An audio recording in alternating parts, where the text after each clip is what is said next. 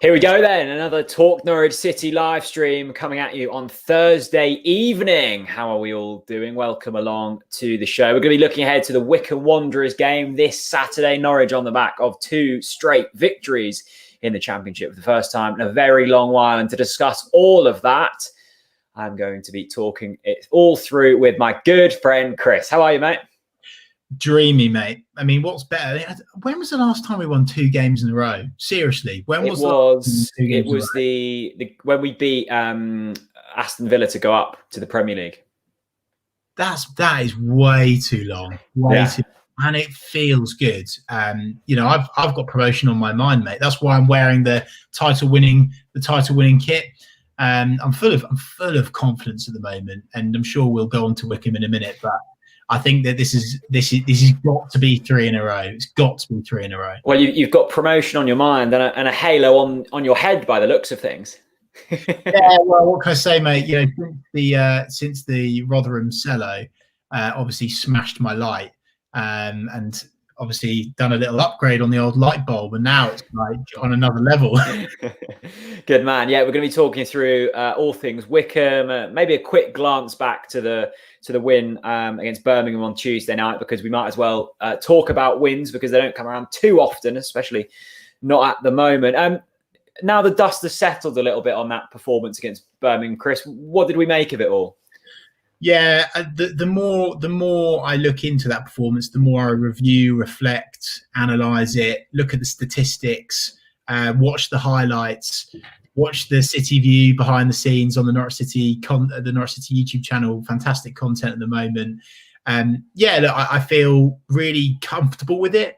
It kind of felt never in doubt, and actually, the more you listen to Daniel Farker, the players, what you hear behind the scenes, it seemed quite we know what we're going to achieve today. And I quite like that. I quite like the fact that, and I said this to you, Jack, particularly in the first half, we were zipping it about. And I think that's really, really exciting. Really exciting. No, definitely. Welcome to everyone joining us in the comments. Craig, good to see you, my friend. FR Norwich saying, come on, City, we need to win this game. We certainly do. We'll get on to it in a moment. Anderson says, are you right, boys? I'm all right, mate. How are we doing?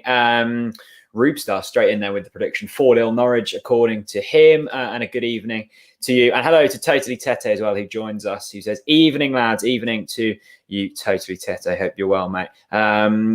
Yeah, I mean, that was probably the most dominant performance on Tuesday, Chris, wasn't it? And it's good that it you know, aside from the performance and aside from everything else, from a mental point of view, just getting that, you know, making it consecutive wins against a team that we should be beating, but it was never going to be easy. How much is that going to play in, especially going into this game at the weekend? Mate, huge. I think mentality is something that we've lacked since we won the title. I feel like we might have drunk too many beers in the promotion party, maybe, because I feel like when we went up to the Premier League, we became lethargic. It felt like we were passengers. It never felt like we were actually in it to win it, sort of thing. I know that sounds a bit cliche, but now I feel like, look, I know we've only just won 2 games in the bounce, but it's got to be 3. And mentality and momentum are so important. We really lacked it in the Premier League. We shouted it over and over again. The self-psychology is absolutely on the floor. I have heard a rumour, Jack, that there is a new self-psychologist. I could be wrong. I need to get some clarity on that. So that's just a rumour at this stage. But for me, do you know what I love, Jack? I think that the new lads have really injected something into the squad. I really do. I think Gibson, Hugh Gill, you know, like big, bulky, northern, just not taking any shit from anyone. And I think we've lacked that. And I think that they really value being here, really value it. And as soon and wins breed wins. And again, cliche, but it's completely true. Completely true. That's how you win titles. And look, it's an early shout, but I think at the moment, if you look at the actual the historical data of like when we've gone up, at the moment, you would forecast us landing in 2nd place at the moment, forecasting based on historical promotion seasons.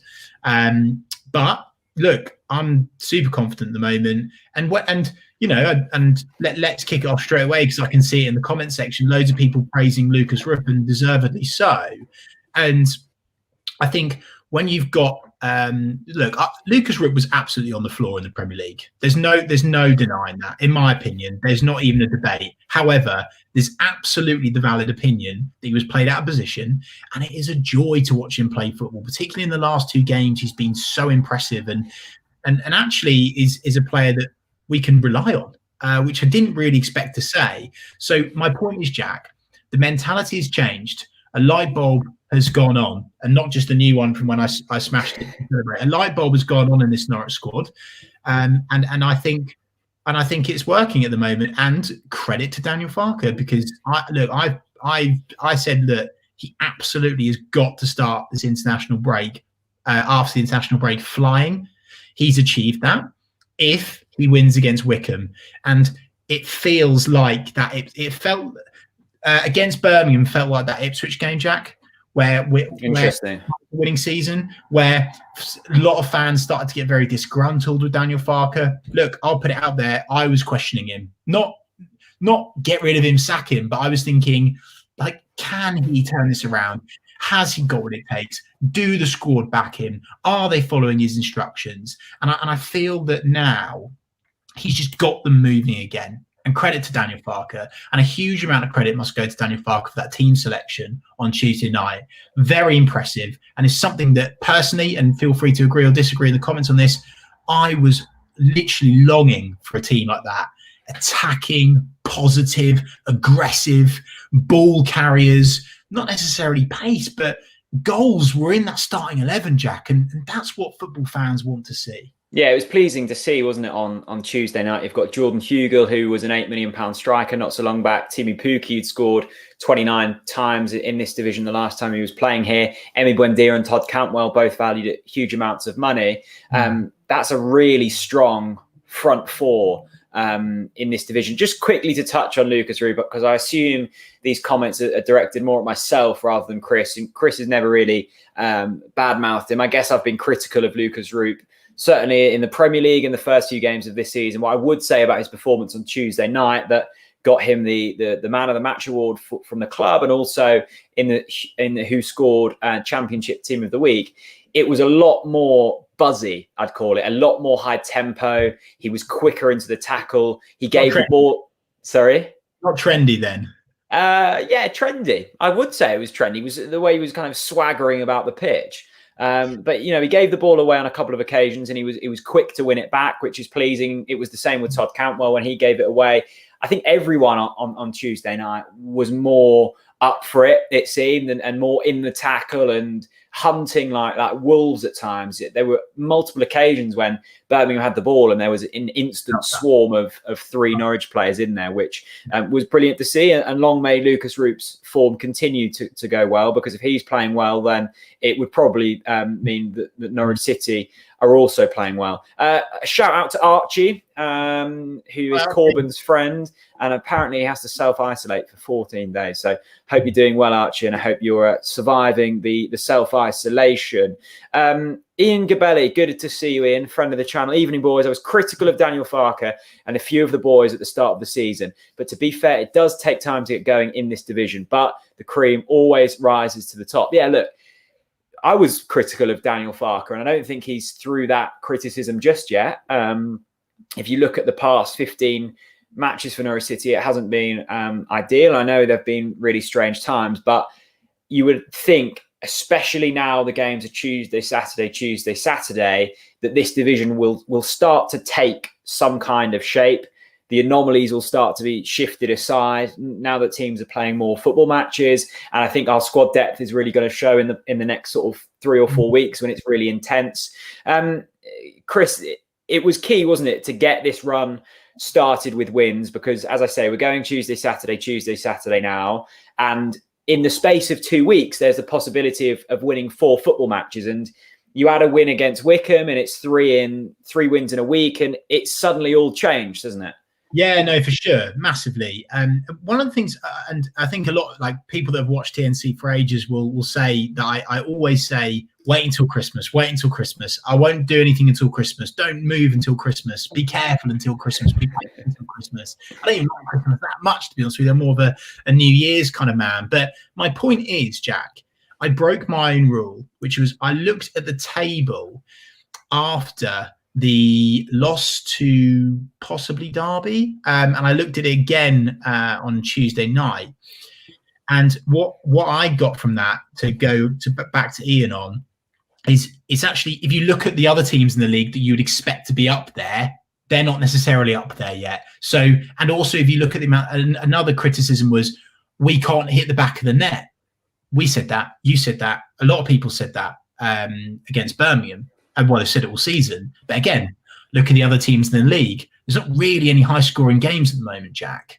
And particularly from the bigger teams, you don't really see an out-and-out. You don't see a striker just banging them and banging them and banging them. It does take time. So I think Ian's very right.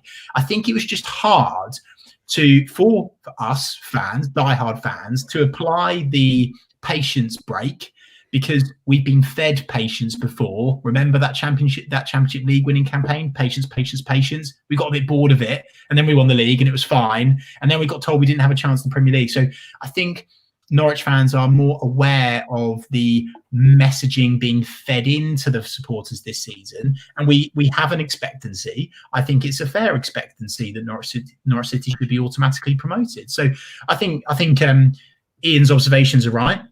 And what I'd also say is that his final sentence there was, the cream always rises to the top. And there was a great comment from Finn Billam on YouTube, Jack, with the Norwich City crest as his YouTube banner. And on that note, speaking of the cream rising to the top, that's exactly what Todd Cantwell did, wasn't it, Jack?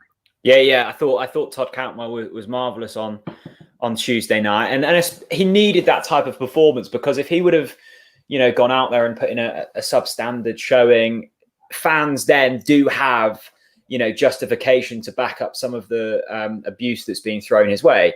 Completely unjust, and I still don't think Daniel Farke made the right call to call him out in public. It was a really interesting point you made on the live stream on Tuesday, though, Chris. And I hadn't thought about this, but it does make sense. Maybe it was a bit of mind games from Daniel Farke. Maybe he was putting off other clubs to say, look, Todd Cantwell's attitude stinks, you don't want him, when actually not that much was going on. I don't think that was the case. Maybe it came into it, but you would have never have known that Cantwell's been out of favour with Daniel Farke on Tuesday night, which was brilliant. I think he could have got a goal. He didn't, but still we won the game, and he'll be well up for this game against Wycombe. We'll go on to the team we want to be seeing shortly. But yeah, I thought Cantwell's performance was brilliant Tuesday night. Yeah, no, we've got to talk about Toddy. I thought, reflecting back on that game, I thought he was super professional. He didn't whinge, didn't moan. He didn't look like his tail was in between his legs. He was positive in his play. Yes, he made mistakes, but don't forget, we've said this before, he's in a position where it's more likely you will make mistakes, because you're expecting Todd and Emmy. That's the creativity in our team, right? We're expecting them to pick a pass, a flip, a trick, a turn, to open up that play for Pukki, for Hugill. So for Toddy, I was buzzing that he started. I was buzzing that he was super professional. I thought the way that he acted with the media afterwards was bang on. I love the fact that he was self-critical. He took accountability and responsibility for his performance. He knew that he should have squared it. He knew that he should have scored.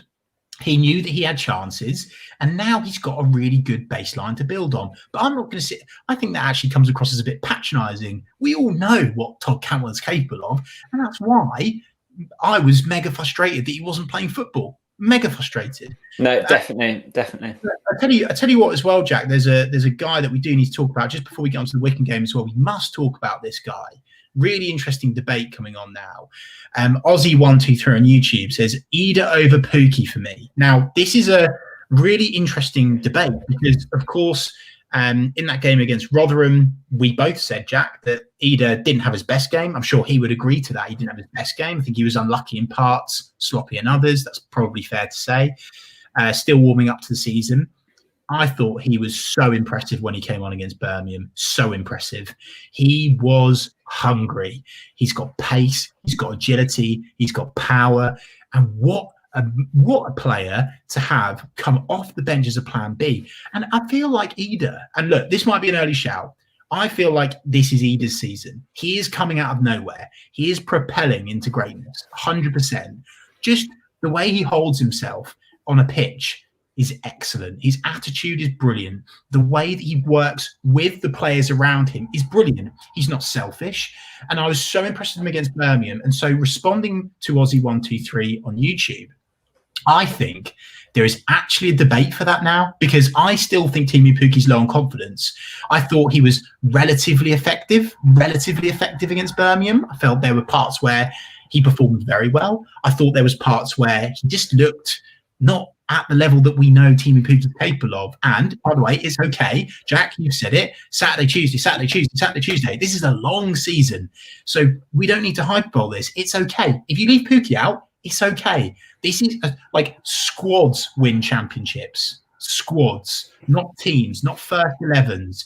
And so I think this is something that we should potentially reflect and think about as a support base. And actually, Ozzy, if Pukki starts, great, because we've got a striker that knows how to bang them in the championship. But if Idah comes on, my God, what an option to have there. Yeah, I think this is a really, interesting season from Adam Idah in terms of the perception of him, because he broke onto the scene with that brilliant hat-trick against Preston in the FA Cup. And, we kind of knew who Adam Idah was, but, that really showed us what he was all about. And then there were opportunities for him in the Premier League, but that isn't really a chance. But this season he comes into it and there is a certain level of expectation on his shoulders because he's been playing international football. He has scored goals for Norwich City in the past. And you would say that this is probably his level. I'm sure that there were loan opportunities for Adam Idah from maybe Championship and League One clubs. Norwich obviously see his development being at Norwich City, and they obviously see game time being awarded to Adam Idah. I think you can, scratch the performance against Rotherham off the form lines because he's not a left winger, and I think that was an experiment that didn't really work. It all depends now if we continue with the system that we played against Birmingham in terms of Hugill up front and a 10 in behind him, but that 10 being a striker. I still would like to see Pochetta in the squad. Maybe that's a system for a different game when you're relying more on pace. When a defence is just sat in front of you and you're trying to break them down, then pace probably isn't the most important factor. But Adam Idah, he got the goal against Huddersfield, the winning goal that kicked the season off. So that was massive for him. And now he just needs to kick on. I don't know if I'd start with him over Pukki against Wycombe, but I'm not saying, I'm not slagging Adam Idah off. I think he is to put it this way, I think I'd rather have Idah coming off the bench than Pukki coming off the bench. I think there's more of a punch about Adam Idah. Yeah, no, I absolutely agree, mate. And I actually almost feel like Teemu Pukki, his absolute strength is his runs. And you've heard defenders say this before. Teemu Pukki's very intelligent. He makes runs off the opposition. He makes space for not just himself, but his team. He's a selfless player, great squad player, great player, full stop, by the way. But I actually I love Daniel Farke's tactics against Birmingham, because clearly one of them was, we'll absolutely knacker them, and then we'll bring on punchy, fast Adam Idah to just bulldoze through, and it worked. And by the way, think about when we've got an El Hernandez back, by the way. This is a hell of a squad. Yeah, there's attacking options. Also throw into the mix there in that number 10 role, Marco Stiepermann, who at this level is a really classy operator. And if you are playing Teemu Pukki instead of Jordan Hugill, then it's definitely Stiepermann in behind him, because them two really do click. Jack, I want to change the tide a wee bit now, actually. Just under that comment from Aussie123, there's a really, really good comment from Ryan Stanforth over on Facebook. He spoke about Daniel Farke looking more relaxed since the window shut. Just on Facebook, mate, Ryan Stanforth. I can't see that. Quite far up, mate. Anyway, he was talking about the way that Daniel Farke is holding himself at the moment. And do you know what I loved against Birmingham? And I'm sure you know what I'm going to say. Passion. That the way he did that, you know what? I needed to see that. Now, call me thick, call me stupid, call me just like an average fan, but I'm sure people will agree with me in the comments. It's so good to see your manager riled up, wanting to give it everything, showing what it means to be a head coach of our football club, showing what it means to get two in a row. And in the Premier League, we saw him sit in his seat, kind of looked like he'd given up. And that's just my observations. That's my honest opinion. And I'm sure he hadn't, but that's how it came across. And what I'm loving at the moment is the Championship Daniel Farke. The Daniel Farke that we fell in love with, by the way, that is the Daniel Farke we fell in love with. Yeah, definitely. I think what I saw from that celebration, if you haven't seen it, it was at the end of the game when he's essentially doing his olays to the fans, but without the fans, to his own. It was just like a continuation of fist pumping. But it seemed like a real sigh of relief from Daniel Farke. He knows the amount of pressure that's on him this season. He knows the amount of pressure and the amount of expectation that them players have built on themselves. And Rotherham, we came through 3 points, brilliant. It wasn't a convincing performance. The performance against Birmingham was, and I'm sure that was exactly what he wanted to see. And that goal was so crucial because you can imagine now, if we would have drawn that game 0-0, the mood's completely different. The mood is, had a lot of possession, not being able to break Birmingham down, had chances, not being able to put them away. It's a completely different thing.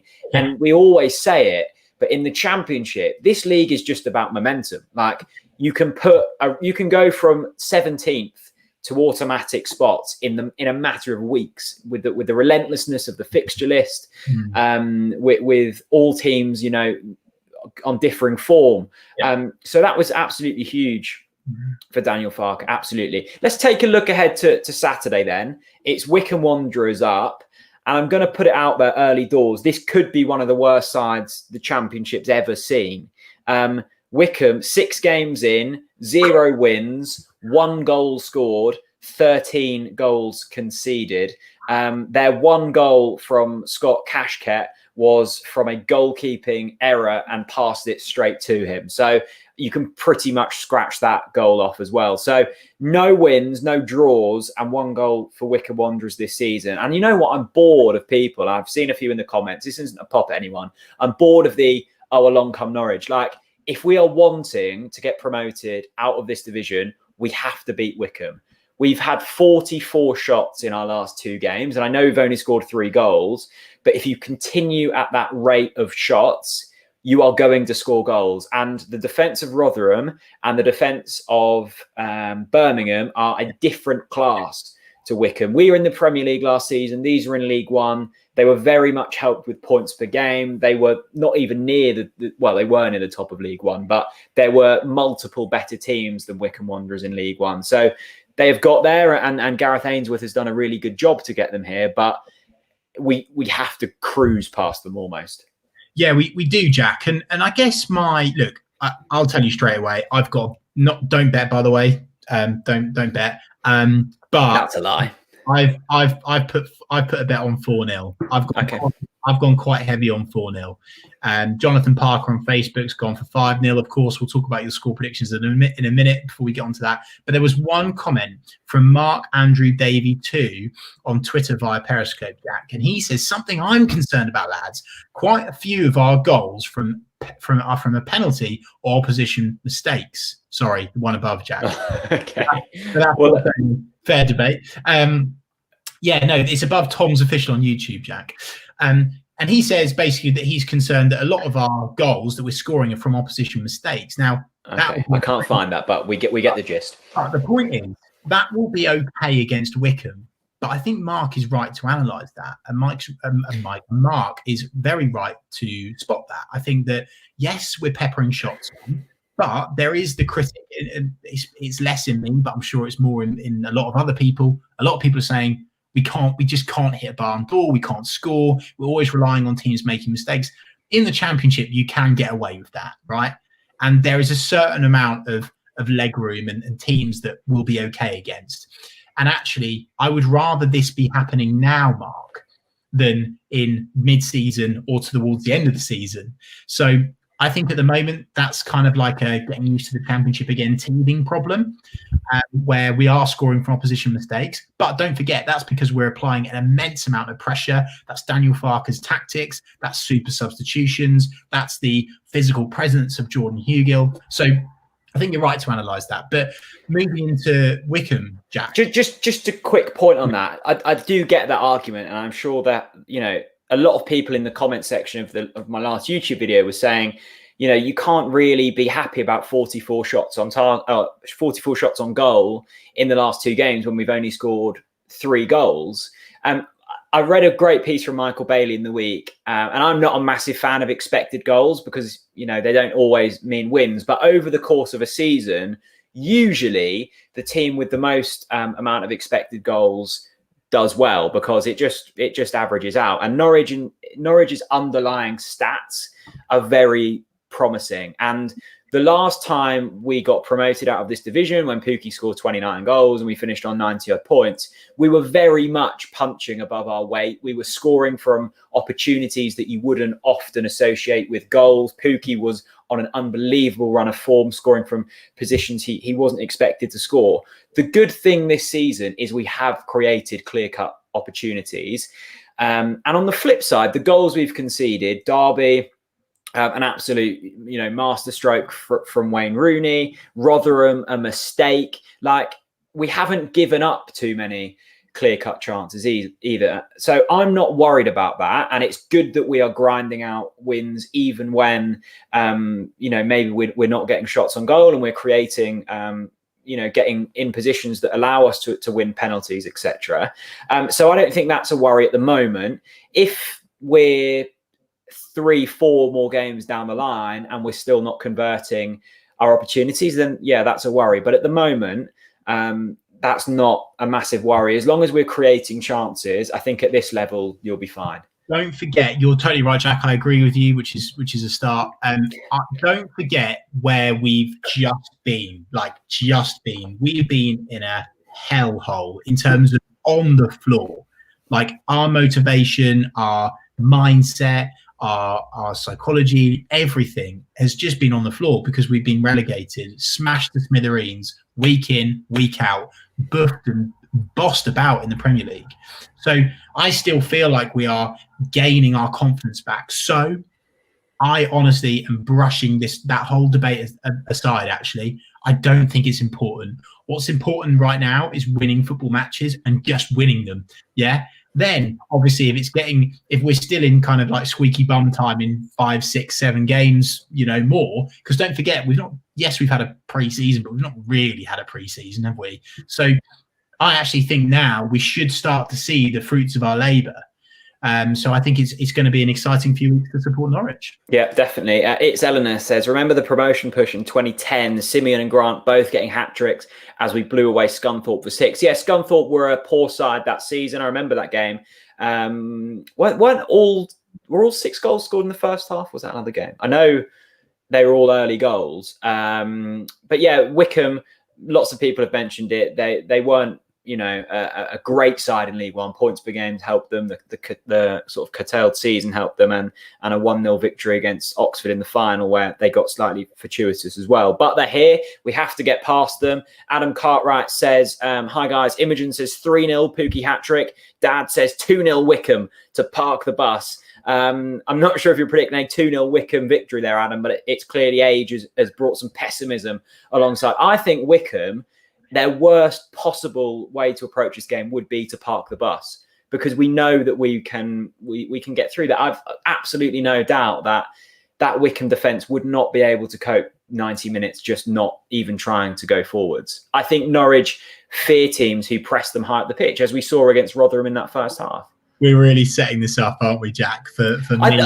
I know, Matt, and it feels wrong to be doing it, but it feels I'm done with being pessimistic because I don't want to fear the worst. When you set your expectations so low so you can't be disappointed. I'm kind of done with that. Good, I like that from you. It's about time I've seen this sort of attitude from you, Jack. Really, Jack. There's a lot of people mentioning it now. Simon Duarte. I'm always sorry. I think it's Duarte, but Okay, sorry, Simon Duarte. It sounds more posh like that. Yeah. We'll just call him Simon. Simon and Adam Simon says. and Adam Oz above on Facebook also are both debating Mario Vrancic. Now, Jack, do you give him a start against Wycombe? Do you mix it up? Yes, I do actually. I do start Mario. The only reason I say that, and I wouldn't be. I think I'd drop Lucas Roop because I think Oliver Skipp's the better player. No. Just leave it here. I think Lucas Roop is a really effective player in the last couple of games when teams are trying to attack you. I can't see Wycombe wanting to do that. So Mario Vrancic is more capable of a killer pass and a shot from distance than Lucas Roop. No, actually, scrap that. Drop whoever, Oliver Skip or Roop. I don't mind. But I do think you've got to drop one of them. I do think that this is a game suited to Mario Vrancic, in my opinion. Okay, look, you're totally entitled to your opinion. Let us know in the comments whether you think Jack has had a lot of beer before he's come on air. And now you wouldn't start Vrancic. So you see what he's drinking now? That's actually vodka in that glass. That's not water. That's why he's just said that. Would you not start Vrancic? I mean, there's a reason to say, like, we've just won 2 games. I think the functionality and the way our team works and the mechanics of that team, the heartbeat of that team is Ollie Skip. The absolute heartbeat of the team. He keeps it going. I don't think you can drop him. He's better than this league. He's a Premier League midfielder. It's ridiculous that we've managed to get him. And I know it shouldn't just be down to pedigree, but I feel like his performance against Birmingham was such a solid performance. You can't drop him. But you can't just drop Lucas Roop when he's just gone and won. I know it's just a one-off accolade. But if you're wanting to start Vrancic, you have to drop one of them. No, and I'm not saying that I want to start Mario Vrancic. We are just debating with the people in the comments that you are, or do you drop someone else? And let us know in the comments. Who would you drop to bring in Mario? You could put him in the 10, I guess. Look, I think it's a great asset to Daniel Farke. It's an amazing problem to have. I do feel sorry for Mario because I think now it's kind of okay. But I did feel sorry for him in the last 2 seasons. I felt sorry for him because I feel like he should have been given more of a chance. I understand where he sits now in this squad, and I understand why Daniel Farke does what he does with Mario, because he comes on and he makes an impact. And do you know what we've not had, Jack, for so long? This is what I love about Mario. He is not afraid to take a shot, just a pot shot out of nowhere, just pepper it on, just get it out of his feet. And that's exactly what he did against Birmingham. Yeah. And that's done that so many times, hasn't he? Yeah, but and that's the thing. I feel like there's been many occasions, well, actually more or less every game, one of the downfalls about Daniel Farke teams is they try and pass the ball into the net, possibly too much. And actually what I want to see more of is shots from outside the area, force a save, win a corner, because then you've got big Grant Hanley or Ben Gibson to stick their big skulls on the end of it. Yeah, but we don't do that enough. And so I think that's Mario's strength. So actually, you know what? I think Daniel Farke's got to bang on with Mario, and I wouldn't start him just yet, which is a shame, and he'll be gutted if he doesn't start after scoring. But I just don't think you can drop anyone. That's fair. I thought it was a really interesting comment from Todd Cantwell after the game, and he was asked, crucial goal from Mario Vrancic, what's he like in the dressing room? And he said, not only does he have a massive impact off the bench, but he's willing to kind of come off the bench. I think a lot of players, they maybe don't get into the groove quick enough. When you're brought on with 10 minutes left, as Daniel Farke likes to do, he likes to leave his subs late. That's really tough to get into a game that's already flowing.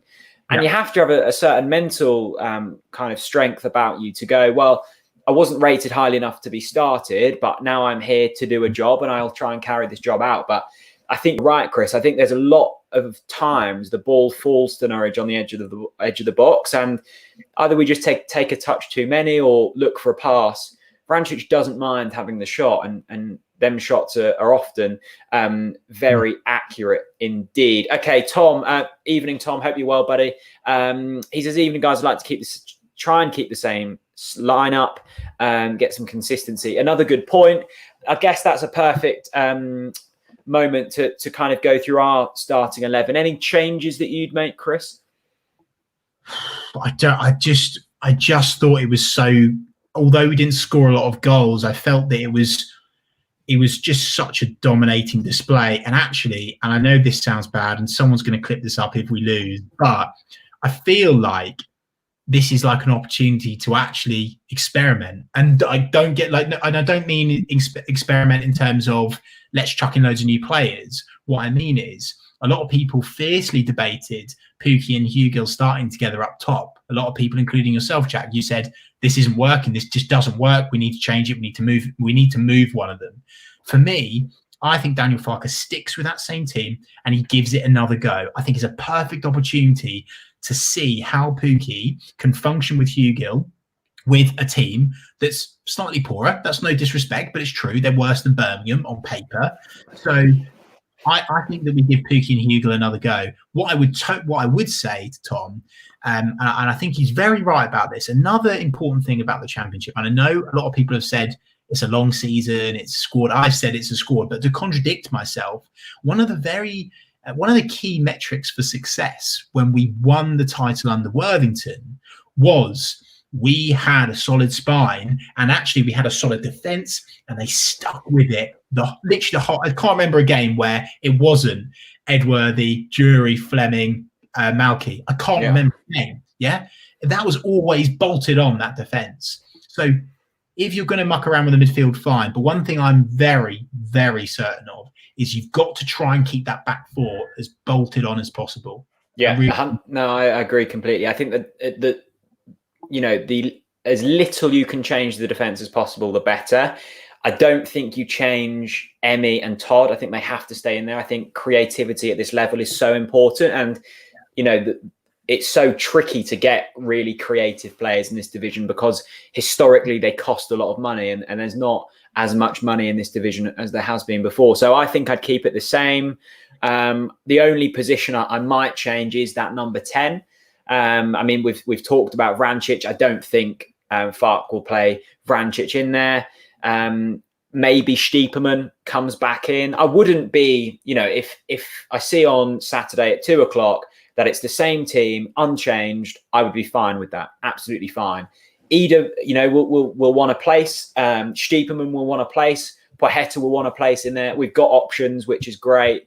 And that's really pleasing. But I think we have to be confident going into Wycombe. And I don't want anyone to be setting their expectations low because we should be beating them. There was an absolute gulf in class. If you look at last season's positions, Premier League team compared to a League One team, and their season has already been horrendous, and I can't see it changing too much. Okay, let's end with a score prediction, Chris. I know you've already said it, but you can say it again because it makes me happy. Yeah, Jack. Sorry to say this. It's just kind of, I think it's really important, and this is a really safe space.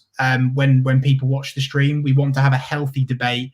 We want to all be kind and friendly to each other. I've noticed a pretty harsh comment in there, so let's remember it's okay to disagree. Let's have a healthy debate. Let's not get personal. It's really important. Anyway, sorry, Jack. Back to your question. Yeah, score prediction. 4-0 Norwich. Comfortable win. Yeah, I was looking at Norwich City's odds this morning, and we're 1-4 on. I can't remember the last time that Norwich went off that short in a league game. It must have been. I don't even think we went off that short and the last time we were in the Championship, even on a good run. Jack, Norfolk's best accountant has just dropped in his score prediction. Get it up on screen. Alison Reeve. Jimmy Elvin. There he is. Jimmy. Of course. 3-0 City. Yeah, that's Chris Bailey, absolute legends. Lots of 3-1s going in there. I can't see us conceding, but there we go. Lots of 4-0s. Brilliant stuff. Chris, thank you for joining me on this Thursday evening. We always say when we go into these, we'll only be 20 minutes. We're 40 minutes in, and I'm sure we could speak for another hour. Well, that's the nice thing about Norwich at the moment. Well, get used to it, Jack, because don't forget that we're going to be doing a 24-hour live stream. You need to get used to talking quite often, and don't worry, I will not forget this, and I'll make sure that our audience keep applying pressure. Indeed. I think actually, hang on a moment. Someone just fill some airtime, get some comments up or something. Okay. Well, I would get some up on screen, but unfortunately, I can't tonight. Barry, hello. He says 3-0 Norwich. By me. Limo S, I think they've had too much vodka. They say 8-0 Wycombe. Goodness gracious. That's a hell of a scoreline. We've also got 7-1. 7-1.